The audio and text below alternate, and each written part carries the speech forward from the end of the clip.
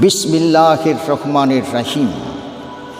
कत्ले हुसैन असल में मर्गे यजीद है, इस्लाम जिंदा होता है কারবালা के बाद। আমরা 10ই মুহররম কারবালার সেই অসম যুদ্ধ চোখে দেখিনি, কিন্তু ইতিহাস থেকে জেনেছি। কিন্তু আজকে আমরা বাস্তবে দেখছি মধ্যপ্রাচ্যের মাটিতে কারবালার সেই অসম যুদ্ধের পুনরাবৃত্তি। এই মধ্যপ্রাচ্যের মাটিতেই লুকিয়ে আছে মুসলিম উম্মার যাবতীয় সমস্যার সমাধান। এই মধ্যপ্রাচ্যের মাটিতে মুসলিমদের যুদ্ধে পতন পরাজয় মানে হল সমগ্র মুসলিম উম্মার পতন এবং পরাজয়। এখানে পতন হলে, মুসলিমদের পতন হলে সারা বিশ্বে মুসলিমদের উপর যে অত্যাচার চলছে, অত্যাচারের স্টিম রোলার চলছে, তা চলতেই থাকবে। আর এখানে যদি মুসলিমদের বিজয় হয়, তাহলে আর মুসলিমদের আর অত্যাচারিত লাঞ্ছিত হবে না সারা বিশ্বব্যাপী। আমরা এই মধ্যপ্রাচ্যে যে চলমান যে কারবালার অসম যুদ্ধ চলছে, আমরা দেখছি একদিকে ইসলাম, অন্যদিকে বাতিল শক্তি। একদিকে ছোট্ট ইসলামিক দেশ ইরান পক্ষ, অন্যদিকে একটা বৃহত্তর সুপার পাওয়ার বাতিল চোট সাম্রাজ্যবাদী আমেরিকা, সম্প্রসারণবাদী অবৈধ ইসরায়েল এবং রাজতন্ত্রবাদী কিছু আরব দেশ। তাদের বিরুদ্ধে একাই লড়ে যাচ্ছে ছোট্ট একটা ইসলামিক দেশ, তাদের ইমানি শক্তি নেই এবং আল্লাহর সাহায্য নেই।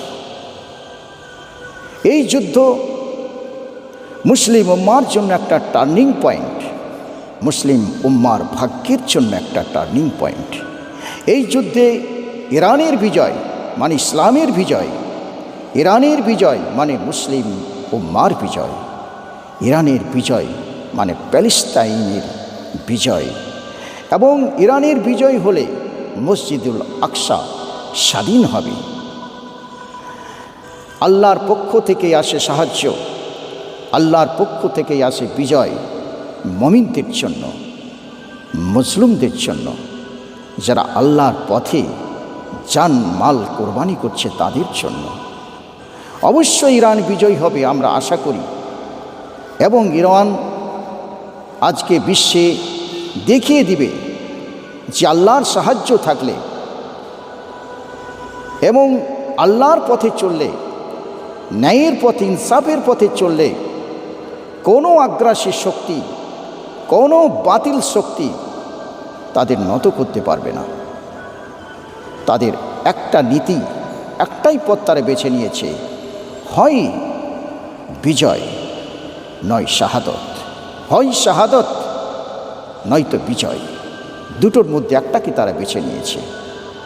আসুন আমরা এই মজলুম, এই ইসলামিক দেশ ইরানের জন্য আমরা দোয়া করি, যে ইরান সারা বিশ্বের মুসলিম উম্মার স্বাধীনতার জন্য লড়াই করছে, যে মুসলিম উম্মার মুক্তির জন্য লড়াই করছে, তাদেরকে বাতিলের দ্বারা অত্যাচারের হাত থেকে মুক্ত করার জন্য লড়াই করছে, সেই ইরানের জন্য আমরা দোয়া করি, আল্লাহর সাহায্য প্রার্থনা চেয়ে।